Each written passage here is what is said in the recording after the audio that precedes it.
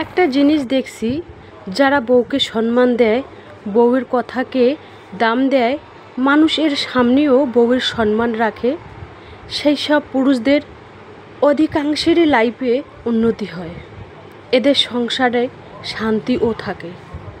অপরদিক যারা অশান্তি দেয়, এক পয়সারও দাম দেয় না বউকে, এদের না থাকে লাইফে শান্তি, না হয় উন্নতি। জীবনে উন্নতি শান্তি চাইলে যেই ঘরেরই বউ হয়ে আসুক তাকে অবশ্যই সম্মান দিন, উন্নতি হবেই, শান্তি আসবেই। আলহামদুলিল্লাহ। মধ্যবিত্ত পরিবারের বউরা অল্প কিছু টেকনিক খাটিয়ে কিভাবে টাকা জমাতে পারে, আর কোরবানি ঈদের প্রিপারেশন বা কোরবানি ঈদের বাজার গুছিয়ে নিলাম আলহামদুলিল্লাহ, সেই ব্লগটাই আজকে তোমাদের কাছে আমি শেয়ার করব। তো নতুন দিনে নতুন আরেকটি ব্লগ ভিডিও নিয়ে হাজির আমি আপনাদের মাঝে সাভানা, ভারতের ছোট্ট একটা গ্রাম শীতলকুচি জেলা থেকে বলছি। তো welcome back to my channel. আসসালামু আলাইকুম। তোমরা সবাই কেমন আছো? আমি আশা করি তোমরা সকলে ভালো আছো। আলহামদুলিল্লাহ আমিও ভালো আছি, আর আমার পরিবার পরিজনদের নিয়ে আলহামদুলিল্লাহ আমি ভালোই আছি। আর আমার প্রাণপ্রিয় কলিজা আপু ভাইয়ারা তোমরা সবাই কেমন আছো? আমি আশা করি তোমরা সকলে ভালো আছো। তো বরাবরের মতো না ব্লগটা আজকে রাত থেকে শুরু করে দিলাম। এখন বাজে রাত 8:30। তো আমি আমার ব্লগটা রাত থেকেই শুরু করে দিলাম। আজ একটা অন্যরকম ব্লগ তোমাদের সামনে নিয়ে আসলাম।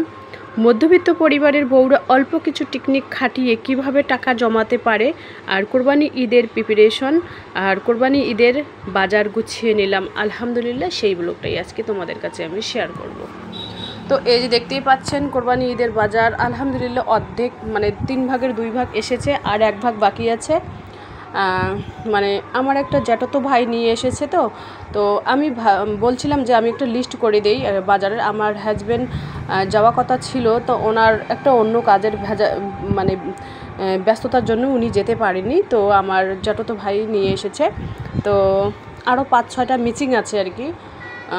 মিচিং বলতে কি সর্ষের তেল, আবার গোলমরিচ, গোটা ধনে, আবার শুকনো লঙ্কার গুঁড়া, আবার ছোটো এলাচ, বাস এই 5টা চিনি চাপাতি, মানে পান সুপারি নিয়ে এসেছে, না চিনি চাপাতিও নিয়ে এসেছে। তো যাই হোক এই 5টাই আর কি শর্ট আছে। তো হাজব্যান্ড বলছিল যে কালকে নিয়ে আসবো। তো আজকে জুমা মোবারক সবাইকে, শুক্রবার আজকে। তো এই যে দেখতেই পাচ্ছেন, আমার তো রাখার জায়গা নেই, সেই জন্য হাঁড়িতে আর কি সমস্ত জিনিসপাতি আর কি গুছিয়ে রাখতেছি। এই যে দেখতেই পাচ্ছেন পেঁয়াজ এখানে নিয়ে এসেছে 5 কিলো, রসুন 1 কিলো, আদা 500 গ্রাম হবে।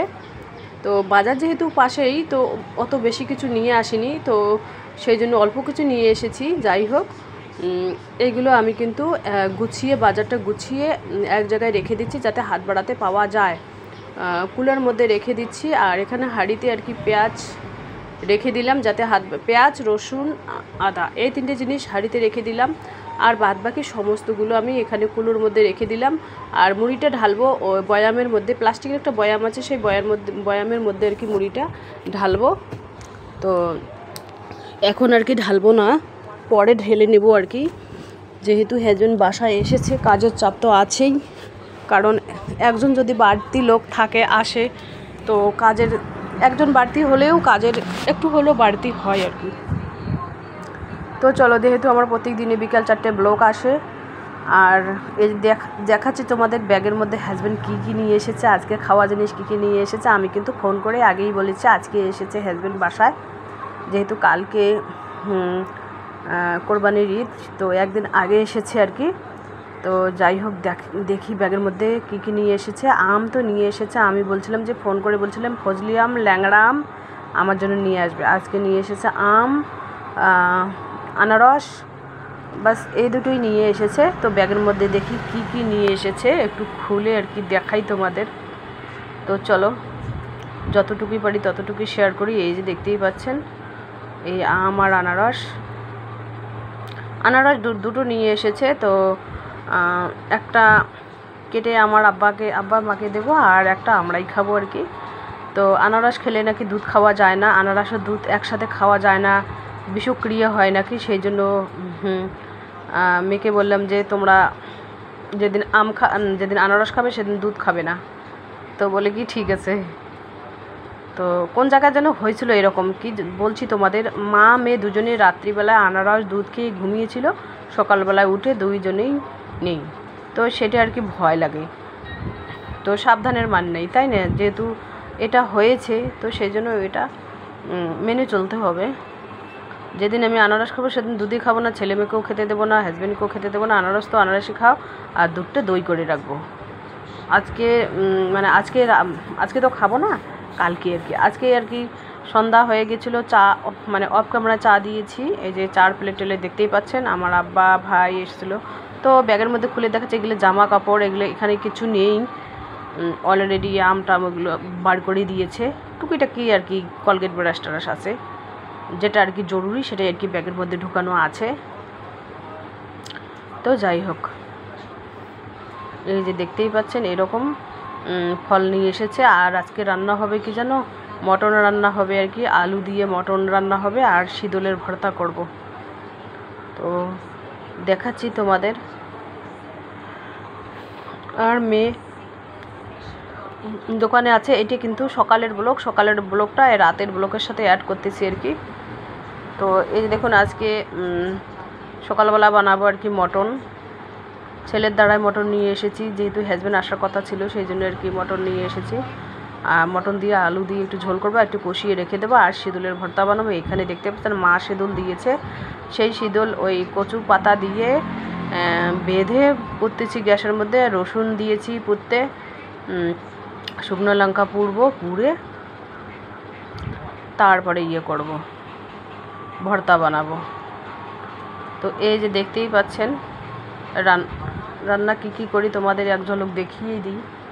এই যে একটু কষিয়ে মাংস রেখে দিলাম আর কি, যেহেতু হাজব্যান্ড আর আব্বা খাবে। আর এখানে 3টে পটল ছিল, গোটা পটল দিয়েছি, আর আলু দিয়ে ঝোল করতেছি মাংসটা। বাস এটা দিয়ে সকালেরও হবে, দুপুরেও হবে। আর একটু মাংস আলাদাভাবে বাটিতে রেখে দেবো তুলে, যাতে রাত্রিবেলা রান্না করতে হয় না, গরম করে খেলেই হয়ে যাবে। গরমের দিনে কে আবার অত রান্না করবে, তাই না? তো এখানে যেহেতু 1 কিলো মটন আছে, 1 কিলো মটন 3 বার তো অনায়াসেই হয়ে যাবে, 3 বার আরামসে হয়ে যাবে। 4টে লোক, আব্বা মা 6টা ধরো। তো এই যে দেখুন বিছানায় এভাবে গুছিয়ে রেখে দিয়েছি, জানালাটা বন্ধ করে দিয়েছি আর কি। আর তোমাদের কাছে আমি একটা কথা বলছি, মধ্যবিত্ত পরিবারের বউর অল্প কিছু টেকনিক খাটিয়ে কিভাবে টাকা জমাতে পারে।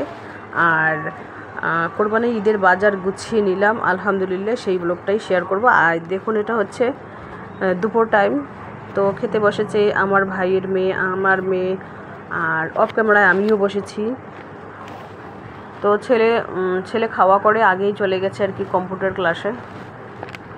তো যাই হোক, মানে মধ্যবিত্ত পরিবারের বউ অল্প কিছু টেকনিক খাটিয়ে কিভাবে টাকা জমাতে পারে। টেকনিক খাটাতে হবে কিভাবে জানো?